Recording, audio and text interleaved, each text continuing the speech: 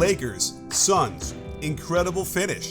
Phoenix gets middle penetration, the defense collapses, kick out, game-winning three. I posted this clip and the replies poured in. Everyone had someone to blame. But while a lot went wrong on this possession, there's one defender no one pointed at, and that's where the rotation chain breaks.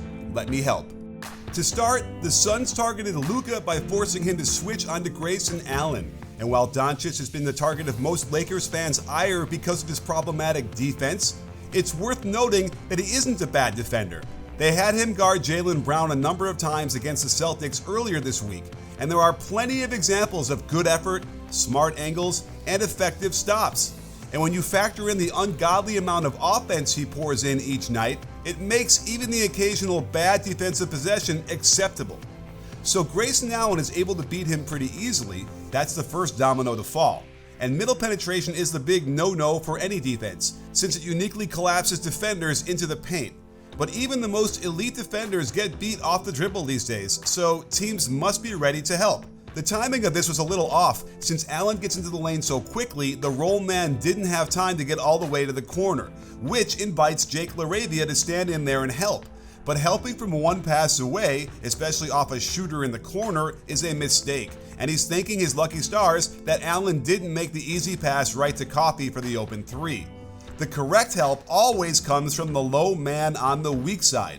These types of rules exist for a reason, and once the defense gets compromised, the only way to survive is to force them into one more pass and rotate. So LeBron is absolutely correct in rotating over to help contest the shot.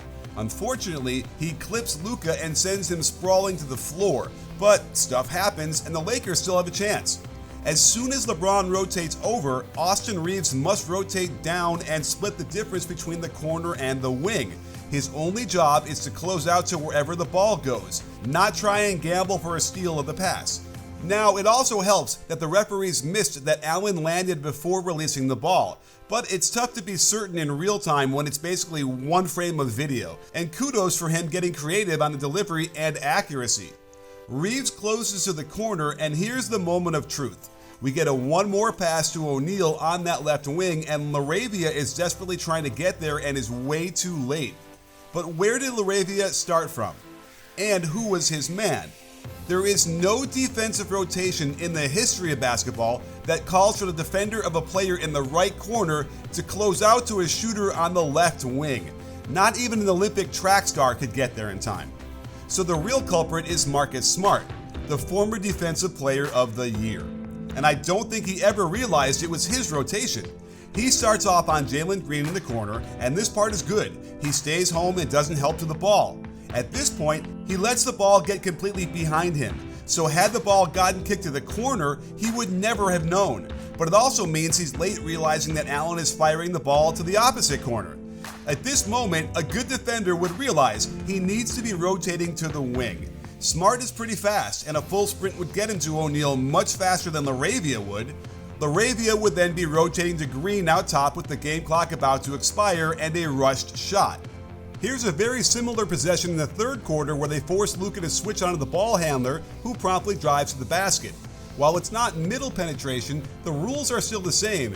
Ayton is the lowest man on the weak side, so he rotates over. LeBron has to prevent the layup pass to Ayton's man, while Reaves splits the difference between corner and wing and closes to wherever the ball goes to. This leaves, you guessed it, Marcus Smart to close to that left wing, which he does just enough to perhaps influence this miss. I want to spend a little more time explaining how other defensive rotations work, since so many fans haven't been drilled in these fundamentals at a high level. And the best way to begin understanding who rotates where is by going to the games in person and taking it all in from the vantage point of a good seat. And that's why you need SeatGeek to find the best values online. They've got the tickets you're looking for to sporting events, concerts, and the theater. They've got a rating system that tells you what kind of a deal you're getting, and I use them anytime I go see the Lakers or Clippers in Los Angeles. I saw Wemby in person with a great vantage point and an even better deal because of SeatGeek. The best part, if you tell them I sent you, you'll get a special deal. Use my code BBALL2025 and save 10% off your next set of tickets. So click that link and download their app with my code, and you'll be able to see how a key concept called the X-Out works in person. Against drop coverage in the pick and roll, we see Jackson Hayes containing the ball handler. Luka isn't supposed to help off the corner, but since Fleming isn't a good shooter, helping is totally fine. At this point, the lowest man on the weak side is Luke Kennard, and he must rotate over to the roll man.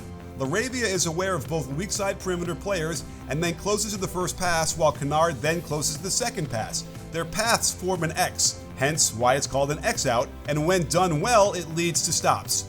If you want to know why I'm such a stickler for helping one pass away, here's an example where LaRavia wants to offer support for Hayes and a clear mismatch out top, but it can't come off a decent shooter for obvious reasons.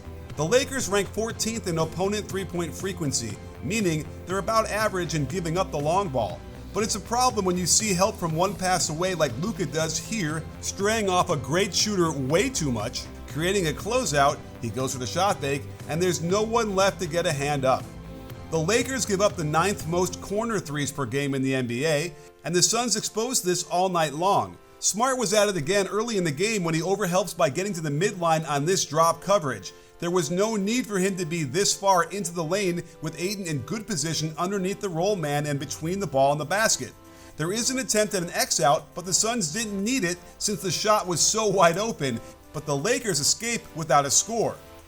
It's not hard to hunt mismatches against the Lakers since they tend to switch most ball screens, leaving Hayes by himself against Allen. Similar to that final possession, you have LaRavia leaving his man who's cutting through to help stop the straight line drive. Kennard is lucky that they don't kick to his man on this help from one pass away that doesn't do anything anyway. Now, LeBron has to stay home because Iguodala would be open for a layup, which means in an ideal world, you'd get an X out from Smart to the corner and LeBron to the wing. But the Suns don't need to make another pass out of the corner, and the Lakers get away with it.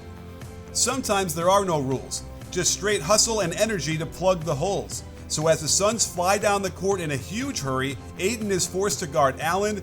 They're ruthless as they force him out to an even faster player in Gillespie, and here was the moment they could have saved this possession.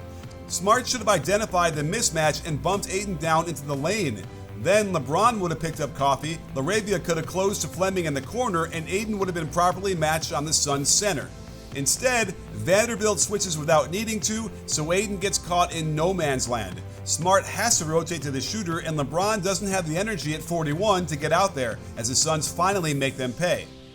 The Lakers seem to get confused way too often when there is off-ball screening by the offense. On this out-of-bounds play, Marcus Smart is guarding Green and Reeves is on Gillespie. They quickly switch this, but then Smart tells Reeves to switch back, but it's too late for that. Reeves is already locking and trailing around the screen by the center. This means Ayton suddenly has to get out to a really fast guard. All three of them give up in frustration, leaving Luka to get there and the easy pass to the corner when Ayton doesn't exert enough energy to contest.